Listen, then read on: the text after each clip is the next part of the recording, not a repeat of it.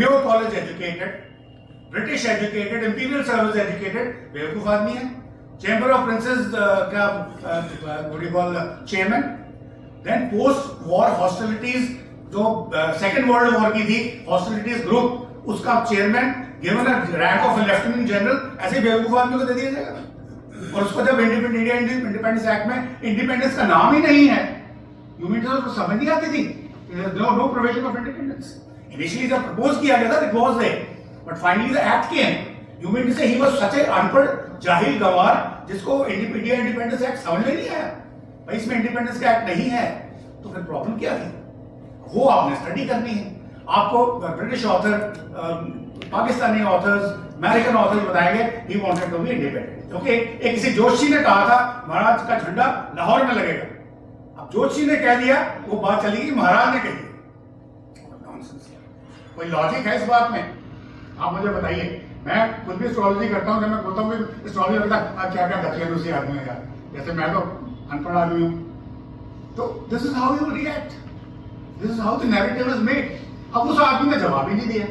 अब जवाब नहीं दिया तो लेने के देने पड़ गए। आज हम जस्टिफाई करते फिर रहे हैं, उनको रिसर्च करके उनकी बातें निकाल निकाल के आपको बता रहे हैं कि टेररिज्म, क्योंकि इसको जब जम्मू कश्मीर को हथियाना था, हथियाना किस लिए था? एक पोस्ट वॉर हॉस्टिलिटीज वॉर, नाम ही भूल गया, विंस्टन चर्चिल ने एक पेपर लिखा था, top secret document dated 9th May 1945 when he was the prime minister. The subject was security of Asia and Indian Ocean.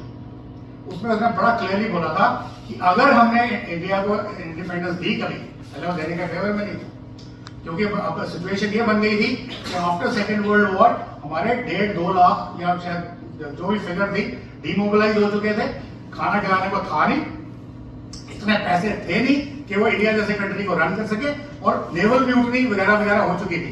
अब बोले गांधी जी ने बिना खड़े उतार दिलवाई, मैं हाथ जोड़ता हूं, मानता हूं कि बात।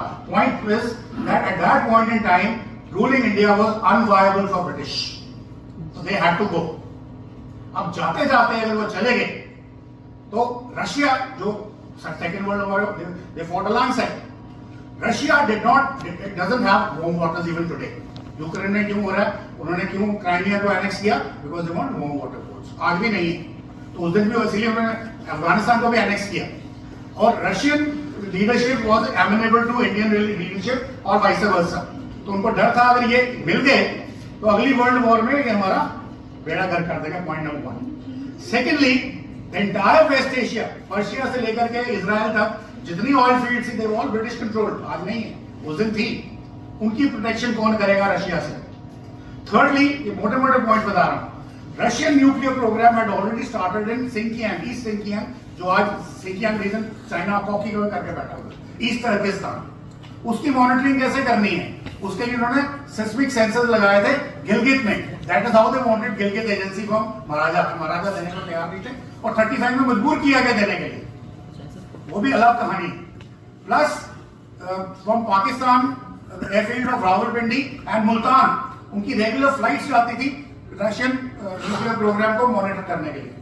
तो these were 4-5-6 reasons because of which Jammu Kashmir had to be part of Pakistan, plus strategic depth and other things. उसका अदरवाइज वो स्टेट वायबल नहीं थी, तो इसलिए उनको बड़ा जरूरी था।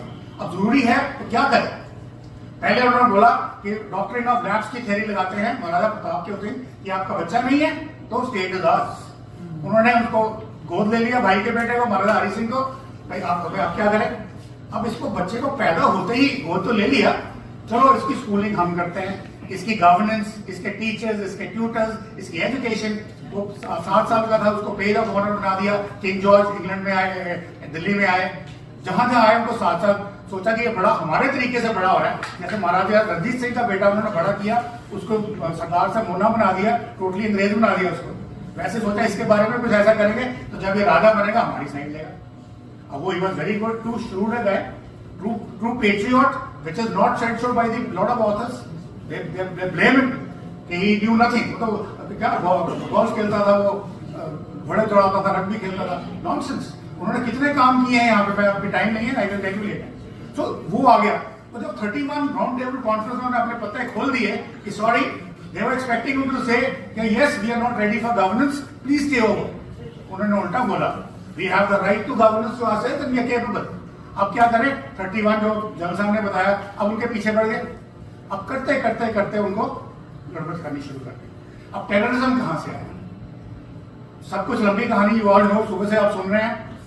26 जून को माउंटबेटन, लॉर्ड माउंटबेटन, जो महाराजा के दोस्त भी थे, they all friends by the way, they know each other very well. He goes to Srinagar. He says 2 दिन के लिए मैं आया हूँ.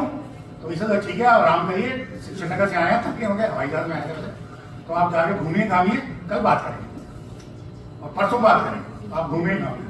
परसों जब बात करने की बारी आई, बोला मेरे को ना डायसेंट्री हो गया, आई कांट डू, क्योंकि उनको पता था इसने मुझे बोलना है पाकिस्तान ज्वाइन.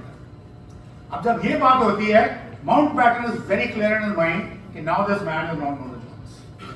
अभी पास्ट स्ट्रक्चर क्या है इंडिया के अंदर? Governor general is Lord Mountbatten, British. उनका चीफ ऑफ स्टाफ लॉर्ड, इसमें British.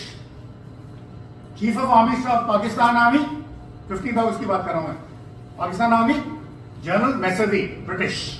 Chief of army staff Indian army, general Lockhart, British. Indian army और पाकिस्तानी आर्मी का joint commander in chief general ऑकलनिक, British. Now come to J&K. Who is the chief of J&K army? General Scott, British. Who is the police chief of J&K? Powell. And who is the prime minister? Arti Kaak, his wife, British. So this is all British people conniving. 15 अगस्त अभी आया नहीं है. 26 जून को उन्होंने order दे दिया है और एक ऑपरेशन गुलमर्ग और operation Datta Khel to annex Jammu and Kashmir state into Pakistan is already ready. 18 तारीख को अगस्त को वो साइन होता है.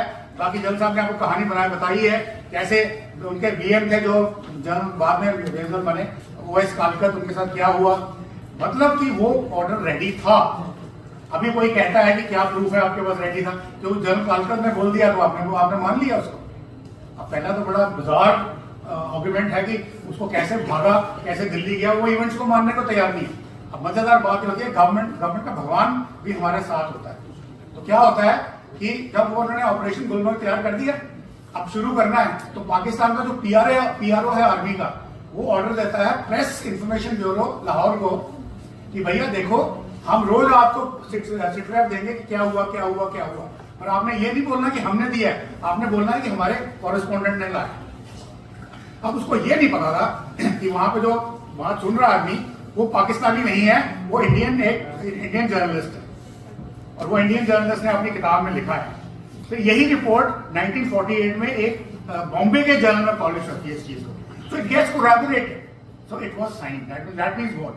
बाकी जनरल साहब ने बोला कि वो किसको कहां से रिजाइन कराया, लाया, चेकिंग कराई, all those things told. Same for Datta Khel. वहां भी एक जम्मू कश्मीर के 2 जैक का एक ऑफिसर था, उसको कोर्ट मार्शल करना था.